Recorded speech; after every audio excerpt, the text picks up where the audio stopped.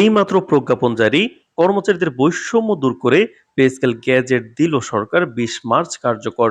তো দর্শক, নবম পে স্কেলের আজকের সবচেয়ে গুরুত্বপূর্ণ নিউজটি শেষ পর্যন্ত দেখুন এবং শুরুতেই চ্যানেলটি সাবস্ক্রাইব করে রাখুন পরবর্তীতে নবম পে স্কেলের সকল আপডেট সবার আগে পেতে। দেশের সরকারি চাকরিজীবীদের জন্য আজকের দিনটি ইতিহাসে স্মরণীয় হয়ে থাকবে। সরকার আজ এক প্রজ্ঞাপন জারি করেছে, যা সরকারি কর্মচারীদের মধ্যে বিদ্যমান বেতন বৈষম্য দূর করার পাশাপাশি পে স্কেলের অসঙ্গতিগুলো সমন্বয় করার লক্ষ্যে গৃহীত।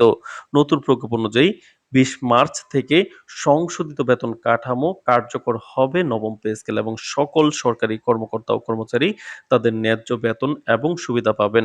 সরকারি সূত্র জানিয়েছে, এই প্রজ্ঞাপন শুধু বেতন বৃদ্ধি নয়, এটি সরকারি চাকরিজীবীদের মধ্যে পদ ও বেতন বৈষম্য দূর করার জন্য একটি সমোন্নতি সমন্বিত কাঠামো। দেশের বিভিন্ন দফতরে বেতন কাঠামোর অসামঞ্জস্য বহু বছর ধরে সমস্যা তৈরি করেছিল। বিভিন্ন পদে কর্মচারীদের বেতন এবং সুযোগ সুবিধায় বড় ধরনের বৈষম্য ছিল, যা কর্মীদের মধ্যে অসন্তোষের কারণ হয়ে দাঁড়িয়েছিল। সরকার এখন সেই সমস্যার স্থায়ী সমাধান এনেছে। অর্থমন্ত্রী সংবাদ সম্মেলনে বলেন, আমরা লক্ষ্য করেছি যে দীর্ঘদিন ধরে সরকারি কর্মচারীদের মধ্যে কিছু বেতন ও সুবিধার বৈষম্য তৈরি হয়েছে। আমরা চাইছি সরকারি চাকরিজীবীদের ন্যায় বিচার নিশ্চিত করতে এবং একটি স্বচ্ছ ও সমন্বিত বেতন কাঠামো প্রদান করতে। এই প্রজ্ঞাপন সেই উদ্দেশ্য পূরণের একটি গুরুত্বপূর্ণ পদক্ষেপ। তিনি আরো বলেন, সরকারি কর্মচারীরা তাদের অধিকার ও ন্যায্য সুবিধা পাবেন। আমরা আশা করি এটি কর্মচারীদের মনোবল বৃদ্ধি করবে এবং সরকারি সেবা প্রদানকে আরো কার্যকর করবে। নতুন পে স্কেল প্রজ্ঞাপনের বিস্তারিত তথ্য ইতিমধ্যে অর্থ মন্ত্রণালয়ের অফিসিয়াল ওয়েবসাইটে প্রকাশ করা হয়েছে।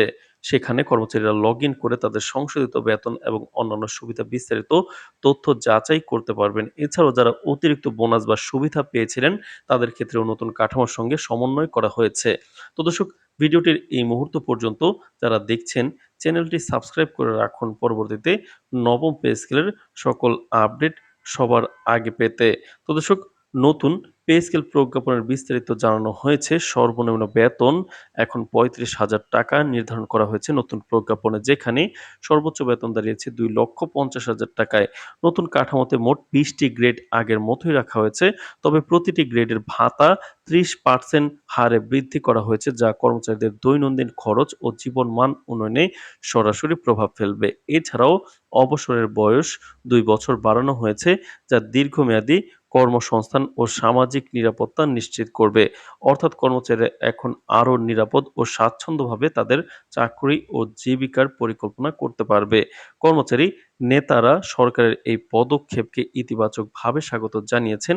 এক সরকারি কর্মকর্তা বলেন, দীর্ঘদিন ধরে আমরা ন্যায্য বেতন কাঠামোর জন্য আন্দোলন চালাচ্ছিলাম। আজ সরকার আমাদের দাবি মেনে নিয়েছে, এটি আমাদের জন্য বড় অর্জন। দেশের বিভিন্ন সরকারি দফতরে কর্মচারীরা প্রজ্ঞাপন জারির খবরে উচ্ছ্বাস প্রকাশ করেছেন। অর্থনীতিবিদ এবং বিশ্লেষকরা মনে করছেন, নতুন পে স্কেল শুধুমাত্র বেতন বৃদ্ধি নয়, এটি সরকারি চাকরির প্রতি আস্থা ও বিশ্বাস পুনরুদ্ধারে গুরুত্বপূর্ণ ভূমিকা রাখবে। তারা বলছেন, দীর্ঘমেয়াদে এটি সরকারি দফতরের কর্মক্ষমতা, সেবা প্রদানের মান এবং প্রশাসনিক দক্ষতা বৃদ্ধিতেও সহায়ক হবে। বিশেষজ্ঞরা আরও আশা করছেন, এটি সরকারি চাকরিজীবীদের মধ্যে ন্যায় বিচারের অনুভূতি সৃষ্টি করবে এবং দীর্ঘমেয়াদে কর্মী ও সরকার উভয়ের জন্য লাভজনক হবে। ২০ মার্চ থেকে সংশোধিত পে স্কেল কার্যকর হবে। সংশ্লিষ্ট দফতর ইতিমধ্যেই প্রস্তুতি শুরু করেছে, যাতে নতুন কাঠামো প্রয়োগে কোনো জটিলতা না হয়। প্রত্যেক কর্মচারী তাদের বেতন এবং সুবিধা পুনর্নিরীক্ষণের সুযোগ পাবেন। এটি শুধু বর্তমান সমস্যার সমাধান করবে না, বরং দেশের সরকারি চাকরির প্রতি মানুষের আস্থা ও বিশ্বাস বৃদ্ধি করবে। তো দর্শক, ভিডিওটির এই মুহূর্ত পর্যন্ত যারা দেখছেন, চ্যানেলটি সাবস্ক্রাইব করে রাখুন পরবর্তীতে নবম পে স্কেলের সকল আপডেট সবার আগে পেতে। তো দর্শক, বিশেষজ্ঞরা মনে করছেন, সরকারি চাকরিজীবীদের মধ্যে দীর্ঘদিনের প্রতীক্ষিত এই পদক্ষেপ কর্মচারীদের মনোবল বৃদ্ধিতে সহায়ক হবে। এটি শুধু বেতন বৃদ্ধি নয়, এটি সরকারি চাকরির ন্যায় বিচার ও সমতা এক শক্তিশালী প্রতীক। সরকারের এই উদ্যোগের ফলে ভবিষ্যতে কর্মচারীদের মধ্যে সন্তুষ্টি বৃদ্ধি পাবে এবং সরকারি দফতরের কার্যক্রম আরও স্বচ্ছ ও সমন্বিত হবে।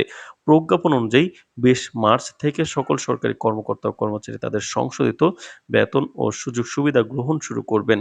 সরকারের এই পদক্ষেপকে দেশের সরকারি প্রশাসনের জন্য দীর্ঘমেয়াদী স্থিতিশীলতার দিক নির্দেশক হিসেবেও দেখা হচ্ছে। তো দর্শক, ভিডিওটির এই মুহূর্ত পর্যন্ত যারা দেখছেন, চ্যানেলটি সাবস্ক্রাইব করে রাখুন পরবর্তীতে নবম পে স্কেলের সকল আপডেট সবার আগে পেতে। আজ এ পর্যন্তই। ধন্যবাদ।